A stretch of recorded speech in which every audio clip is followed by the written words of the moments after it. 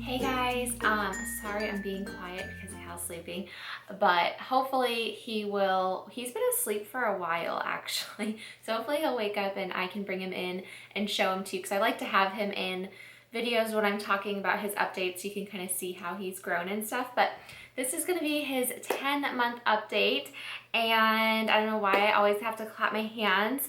I've got a lot to catch you guys up on, so I have everything in my phone, that's why I'm looking down. We got a new pediatrician. I explained that a little bit in one of my vlogs. There's a bug in here.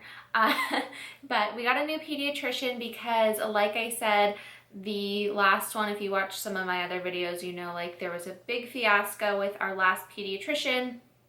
And I really don't like her, so I swapped to another one, which actually is in a totally different city, but it's like actually closer to us. The other pediatrician was a little bit further away, so this one is closer to us. I love her. I think she's just gonna be really, really great for Cal, and I'm excited. He met up with her once just to kind of make sure everything was good after what happened at the last doctor appointment, and then he won't see her again until he's a year old. So Sippy cups, we started Sippy cups. He's actually been able to drink out of them pretty good. I did get like a huge variety of different ones to see what he likes. So far it just seems like the normal Sippy cup shape is what he prefers, especially with the handles, and I just give him lots of water. I've given him apple juice before mixed with water. He really didn't care for it, which is fine because it's just a lot of sugar, so he doesn't really need it. So water is something he really enjoys. I don't like the one that's like just a regular cup, the 360. That one didn't really work well, and I'm not giving up on these totally because as he gets older, I'm sure he can use them. And then the one with the straw, those two he can't quite figure out yet. I've noticed that I have to be next to him. Like, it's really hard to get things done because he wants me with him all the time. If I set him down and like enclose him, like we got this gate, I put it in a circle and I put all his toys in it and I set him in it, and then I walk into the kitchen to clean, he just cries and cries and cries. So that's getting frustrating because I feel like I can't do anything. So what I've been doing now is I just kind of move the gate so that it's blocking off like the fireplace and the coffee table, like kind of the dangerous stuff. And then I just let him roam. The only problem with that is that I have to keep a super close eye on him because he picks up everything and puts stuff in his mouth. Somehow he'll find the smallest piece of plastic or dog hair or something on the carpet and try to put it in his mouth. So I have to be very careful, but he won't cry that way because then he's got this whole big house to explore, and then I can step away, do something, and then just kind of keep my eye on him. He usually follows me. He'll crawl and follow me into the kitchen. If I go into the kitchen to make something to eat, he'll follow me. So that's been working out okay. He did eat. This is so bad. I feel like such a bad mom. I set him down on the ground and I walked away for 2 seconds. Next thing I noticed, he had something black in his mouth, and I'm like, what's in your mouth? I screamed, which I frightened him. He started crying because I screamed. He had picked up a June bug or like a beetle. It was dead. Picked it up and put it in his mouth. And I like tried to get it out, and then the worst thing, he crunched down on this bug in his mouth.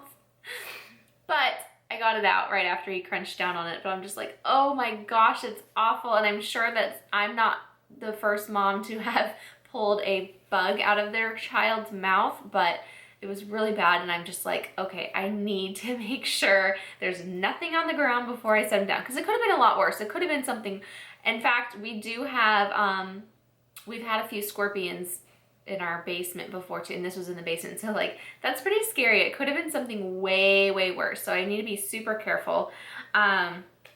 He's been pulling down on my shirt to eat, so especially like a shirt like this, hello, this is super easy for him to just like pull it down and start breastfeeding. So that is annoying, especially in swimsuits. For some reason it's like easy access, I guess. He will, like I had on a bikini top the other day and he just like pulled it to the side and stuck his mouth right up to me, and I'm like, All right, when are you gonna not do this? Because this is not okay, especially when we're in public at the pool.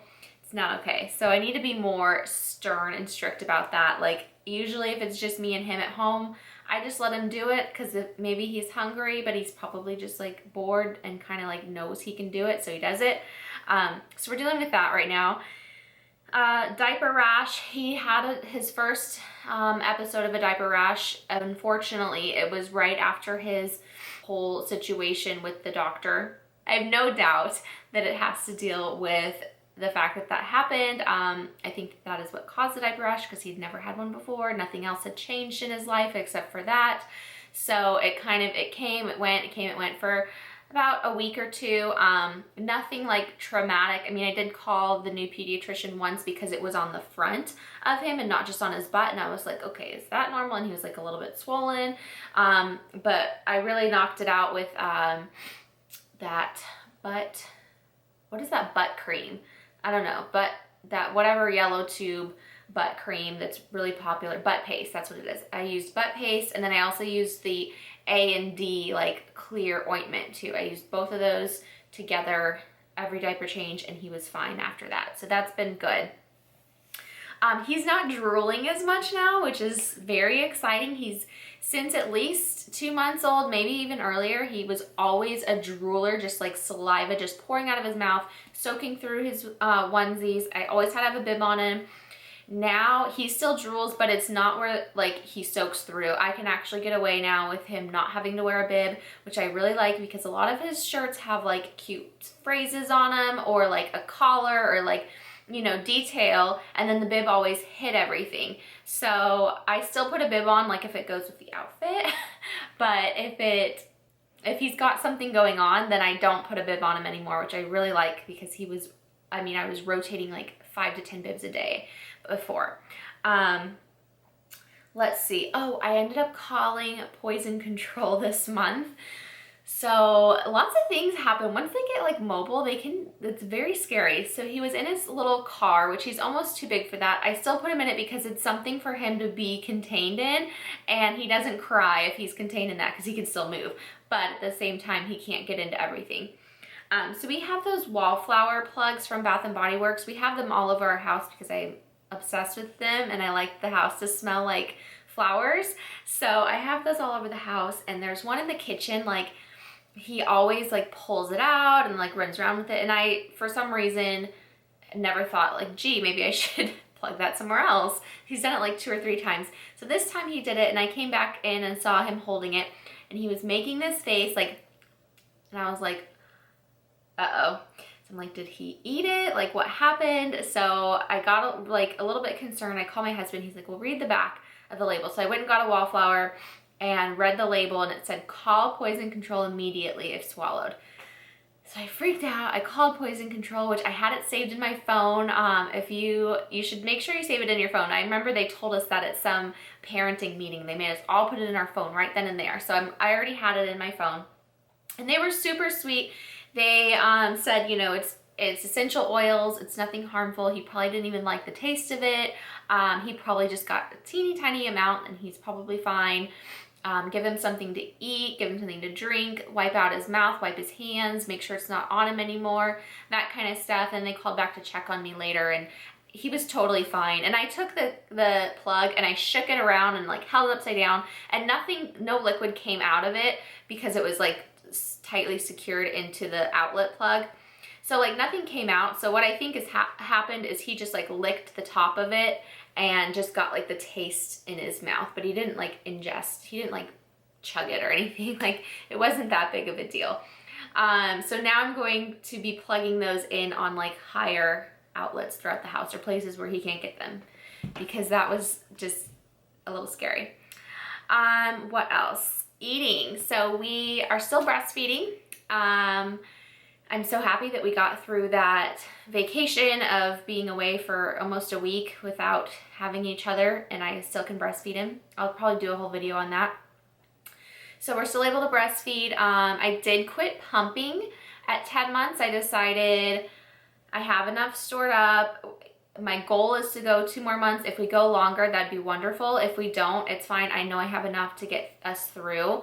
So I'm really not worried about pumping. It's just a time thing, you know, like it's just a waste, it's not a waste of time because you're getting milk out, but it's just, it was a lot to do every single morning after I fed him. So I quit doing that, and it's like this huge burden is lifted off of me. I'm not doing all those dishes in the sink and washing all those pump parts and stuff.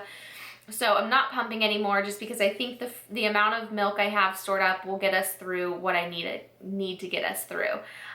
So no more pumping. And as far as breastfeeding goes, he breastfeeds in the morning about twice. Like usually we'll wake up early, like 6 a.m. I'll feed him. We'll go back to sleep. And then when he wakes up for the day, like 7 or 8 a.m., I feed him one more time. And then throughout the day, it just kind of depends. If we're home, I'll feed him like maybe 2 or 3 times in the afternoon. But if we're out and we're busy, we're doing stuff, I can go the whole afternoon without him having to breastfeed because he's eating solids and he's drinking water now. So he's getting everything. He's not getting the nutrition, but he's getting enough to be full throughout the day. So that is so nice because now I don't have to revolve my day around his feeding times. And then I always feed him right before he goes to bed as well. So that's kind of the schedule right now, like maybe a total of an average of 3 to 4 times a day. And when we go beyond a year, if we go beyond a year, I think I would like to keep the morning and the night feedings because I just think that those are comforting for him and they're just a good bonding time, a good way to wake up and a good way to end the day. So I think we'll still keep those 2 feedings after a year. Sleeping and napping, obviously he's napping right now. He has gotten so good at napping, you guys. I don't know what it is. I think it was just the pattern of him going to sleep. Once we got his actual bedtime routine down of just putting him in, he wouldn't cry anymore. Now I can put him in during the daytime, shut the door, and he won't cry. And it's been like this for about 2 weeks now. And if we're out, he will go the whole day without taking a nap, which I know is not good. He'll nap in the car here and there, but he can go a long time without napping. But if we're home, I put him in the crib, I turn the lights out, I turn on his noise machine, I shut the door, and he doesn't make a peep. So it's so nice. And it lasts maybe 1 to 2 hours, which is perfect. He's also been taking a little bit extra naps this week. I noticed if we're like out at the pool or in the sun doing a lot of stuff, he gets a little bit more tired easily. So we have been going to the pool. I thought it was going to be like this great thing where I could just relax, lay out, read a book. That's not the case. He wants to be grabbing me at all times, standing. He doesn't like to sit in the pool. If I plop him down, he stands right up. And of course he can't stand on his own. So he's holding on to me, standing and like balancing, and it's exhausting. So, yeah. I do get him in the water too, and he'll kick his feet and everything. I think I'm going to sign him up for swim lessons. Maybe this week I'll do it, but I definitely want to sign him up for swim lessons. They have it at the gym that I go to, so it'll be very convenient. And I got a little mini baby pool that I'm going to blow up and see if he likes that. And we also have a big blow up pool that we used over the weekend that he kind of played in too. So in the hot summer days, it's nice to have the pool as an option. I've been teaching him some tricks. He can high five. That was a fun one. We just did that the other day. I realized how easy it is to teach them things. Like my husband and I did it, and then we had him do it, and then it went like back and forth. And I'm like, I should be teaching him more things. I don't really like teach him things very often. So I need to like focus on like teaching him like where his nose is and like to say words, because I kind of just let him be. I feel like I'm not a good teacher. So as far as words, he still just says dada. I mean, I try to teach him mama, but he never really says it. So I need to get better at teaching him. I only have one. He did have, he had another ear infection this month, but he's also getting his fifth tooth. His upper right tooth is going to be his number 5 tooth, and it's starting to poke through. And I just realized that this week. And so I think maybe last week when it was like starting to poke through for the first time, that probably is what caused him to get an ear infection and get sick. I took him to the doctor. We were out of town, so I took him to the doctor where we were, urgent care, I mean. And I wish I had this doctor where we live. He was amazing.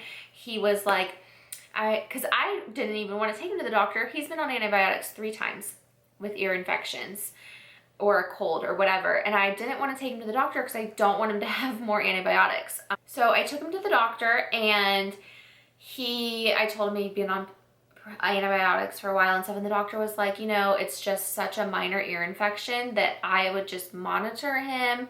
You know, don't give him any antibiotics if you don't think he needs it. And same thing with his albuterol breathing treatment. He was like, if he doesn't need it, don't give it to him. I really like that approach to medicine because I feel like when I take him to the old pediatrician, it was like, all right, he needs to take this and this, and like prescribing him all these things. And that's not good for a little baby. So I liked that. He was just he was European. He was a very like holistic doctor, which I went through this whole thing trying to find a holistic doctor for babies. I couldn't find anything that would work for our needs here where I live, but I'm definitely more into that approach for infants. What else? Oh, I think that's it. He's 18 pounds-ish, at least 18 pounds. So he's a little still on the small side. Nothing that I'm concerned about or the doctors are concerned about or anything. I just know compared to other babies, he's smaller. He is in 6 to 9 month clothes right now, which he's 10 months old. So now he's kind of falling behind normally he was right in the right range. So now he's behind, which is totally fine with me because he has so many clothes that this way he'll just be in them for longer. I've tried a 12-month, like whenever I pick up the 12-month stuff, I'm like, that will not fit you right now. So we're sticking to 6 to 9 months, and I can still fit him into his 3 to 6. It's just like tight. But yeah, I think that's everything. Shoot, he didn't wake up. I'll just bring the camera and show you guys him.